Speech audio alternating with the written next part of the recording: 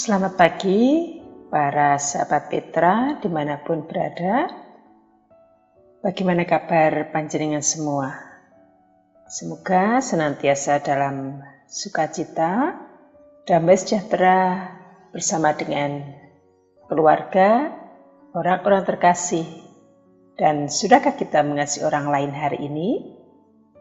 14 April 2022 ini kembali kita dipertemukan dalam program Embun Pagi Radio Petra 100,57 FM bersama dengan saya Pendeta Prajaning Tias dari GKJ Nginto-Into, Sumberan Sumberagung, Meyudan, Sleman. Sebelum kita akan bersama merenungkan sabda Tuhan di pagi ini, sungguh baik bila kita bersama berdoa terlebih dahulu. Mari kita hening sejenak. Kita berdoa. Tuhan Allah sumber kehidupan, bersama kami pada hari ini datang kepadamu. Para sahabat Petra, dimanapun berada, kami bersujud menyembah dalam hadirat-Mu. Kami bersyukur Tuhan, di mana kami, Engkau beri kesempatan menikmati karya-Mu pagi ini dalam kehidupan kami. Tuhan mampukan kami juga dapat berkarya sesuai dengan apa yang telah Tuhan ajarkan kepada kami. Dalam tanggung jawab, dalam kasih, dan dalam sukacita kami. Sehingga pagi ini, sebelum kami melakukan semua karya kami juga bersiap untuk mendengar, menerima sebagian dari sabda-Mu. Tuhan berkati juga Radio Petra, sehingga menjadi sarana untuk kami bisa mendengarkan firman-Mu, dan kami juga bisa membagikan firman-Mu bagi sesama kami di kehidupan ini. Engkau juga berkati hamba-Mu yang akan menyampaikan firman-Mu. Kiranya apa yang keluar dari mulut hamba-Mu ini adalah yang sesuai dengan kehendak-Mu. Inilah doa sembah kami yang kami sertakan di dalam satu nama, yaitu Tuhan kami, Yesus Kristus. Amin. Sahabat Petra, tema kita pada hari ini tentang kebangkitan daging, di mana bacaan kita terambil dari Filipi 3 ayat 20 sampai yang ke-21. Mari kita simak terlebih dahulu bacaan kita Filipi 3 ayat yang ke-20 sampai 21. Saya akan bacakan bagi kita semua. Karena kewargaan kita adalah di dalam surga. Dan dari situ juga kita menantikan Tuhan Yesus Kristus sebagai juru selamat. Yang akan mengubah tubuh kita yang hina ini. Sehingga serupa dengan tubuhnya yang mulia. Menurut kuasanya yang dapat menaklukkan segala sesuatu kepada dirinya. Demikian firman Tuhan yang terambil dari Filipi 3 ayat 20 sampai 21. Berbicara tentang kebangkitan daging. Apa yang terbersih dalam pemikiran kita? Apakah berarti setelah kita masuk dalam kematian, tubuh daging kita ini bisa bangkit? Bagaimana yang telah berpuluh-puluh tahun meninggal? Atau yang tubuhnya ini meninggal karena kemudian kecelakaan, atau kemudian hal yang lain sehingga tidak utuh seperti saat masih hidup. Dan bila ada yang sudah menjadi tanah ataupun yang dikremasi, bisakah kemudian bangkit seperti halnya tubuh yang masih dalam kehidupan awalnya? Sahabat Petra, bisa jadi timbul pertanyaan-pertanyaan yang demikian.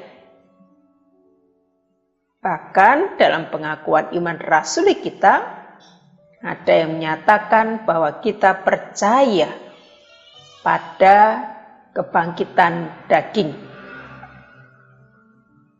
Ya, sahabat Petra, saat kita berbicara, merenungkan tentang kebangkitan daging, bukan berarti tubuh jasmani yang telah tidak bernyawa itu disamakan dengan daging-daging yang kita temui dalam kehidupan sehari-hari.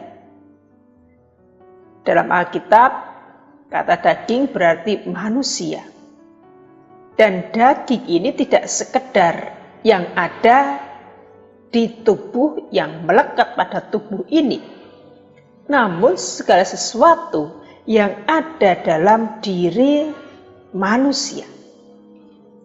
Daging adalah kita, manusia yang diciptakan Allah, tetapi seringkali tidak mau tahu tentang Allah. Akibatnya manusia yang daging ini menghadapi kelemahan sebagai hukuman dari Allah. Lantas bagaimana dalam pengakuan iman rasuli kita juga bisa dengan mantap dan yakin menyatakan tentang kebangkitan daging? Apa dasarnya? Sahabat Petra, Andar Ismail pernah memberikan gambaran bagaimana tentang kebangkitan daging ini. Pak Andar Ismail mengumpamakan dengan memberikan gambaran saat menanam pohon pepaya. Saat menanam pohon pepaya, kemudian dari kecil tumbuh dan berbuah. Banyak pepaya yang bergantungan pada pohon itu. Bisa jadi 5 sampai 10 buah pepaya yang bergantungan di pohon itu. Namun akan ada satu buah yang menjadi masak paling duluan. Itulah yang disebut buah sulung. Bahkan dalam 1 Korintus 15 ayatnya yang ke-23, di sana dikatakan Yesus disebut sebagai buah sulung, yaitu buah sulung kebangkitan. Di pasal itu dikatakan bagaimana Kristus telah dibangkitkan dari antara orang mati sebagai yang sulung dari orang-orang yang telah meninggal dunia. Ini menjadi suatu pemahaman di mana kebangkitan Kristus tidak hanya kebangkitan dalam artian tubuh saja, jiwa saja, tidak. Tetapi keseluruhan dari sisi kemanusiaan Yesus itu sendiri. Di balik perumpamaan tentang buah sulung ini terdapat paham adanya pengharapan. Biasanya pengharapan akan segala sesuatu timbul karena ketiadaan sesuatu itu. Sebaliknya, pengharapan Kristen bersumber justru pada apa yang sudah pernah ada. Saat Kristus bangkit dalam kebangkitan dagingnya, kebangkitan keseluruhan hidupnya, itu juga sebagai suatu pengharapan yang menjadi dasar dalam iman Kristen.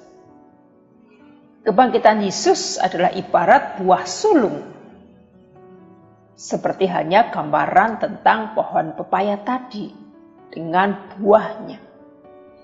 Karena buah sulung itu telah bisa dipetik, maka ada pemahaman bahwa buah-buah berikutnya pada waktunya nanti juga akan bisa dipetik.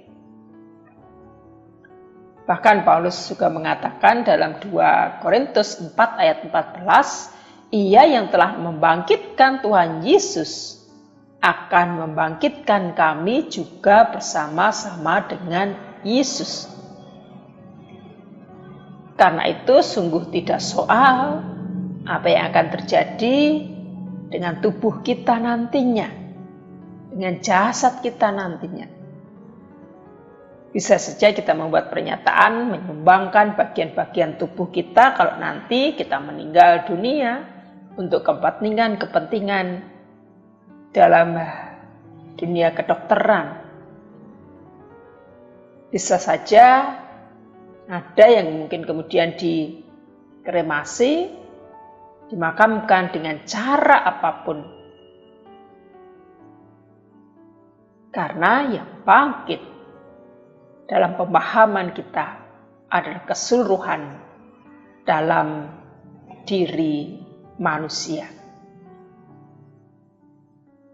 Bersama dengan Rasul Paulus kita juga percaya dan berharap bahwa Allah sanggup memberikan tubuh seperti yang dikehendakinya. Memang kita tidak tahu bagaimana nanti tubuh kita, jasmani kita. Tapi yang jelas di Filipi tadi dikatakan, terlebih pada ayatnya yang ke-21, yang akan mengubah tubuh kita yang hina ini, sehingga serupa dengan tubuhnya yang mulia, menurut kuasanya yang dapat menaklukkan segala sesuatu kepada dirinya. Inilah sahabat Petra, bagaimana pemahaman tentang kebangkitan daging. Ada dalam kuasa Tuhan, ada dalam kehendaknya, yang pastinya dalam pengharapan kita, iman percaya kita, bahwa kebangkitan daging itu mengubah tubuh yang hina ini, yang berdosa ini, menjadi serupa dengan tubuhnya yang mulia. Dengan penekanan menurut kuasanya. Jadi sahabat Petra, dimanapun berada, kebangkitan daging dalam iman pengharapan kita yang setiap minggu kita akui, aku percaya adanya kebangkitan daging, sudah sangat jelas bahwa iman Kristen, iman kita dalam Yesus Kristus memberikan kekuatan, memberikan harapan bagaimana kehidupan dalam kematian itu. Dalam kematian ada harapan, ada kuasa Tuhan, yang bekerja di sana. Ada kehendak Allah yang turut ambil bagian, sehingga di sana juga nyata wibawa Kristus sebagai juru selamat bukan hanya terletak pada mengampuni, tapi juga pada janji akan membangkitkan. Inilah pengharapan karena kewarganegaraan kita adalah di dalam surga. Dan dari situ juga kita menantikan Tuhan Yesus Kristus sebagai juru selamat kita. Mari sahabat Petra dimanapun berada, kita pergunakan kehidupan yang diberikan Tuhan bagi kita dengan tetap mengimani dan berpengharapan di dalam Yesus Kristus sebagai buah sulung dalam kebangkitan daging. Kiranya Kristus semakin memampukan kita untuk menjadi hamba-Nya yang setia dan bertanggung jawab. Kita berdoa.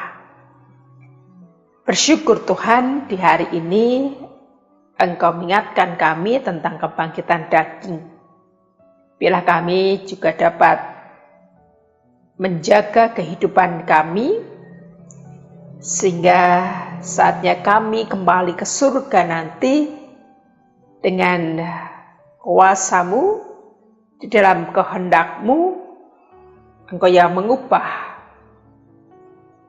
seluruh kehidupan kami.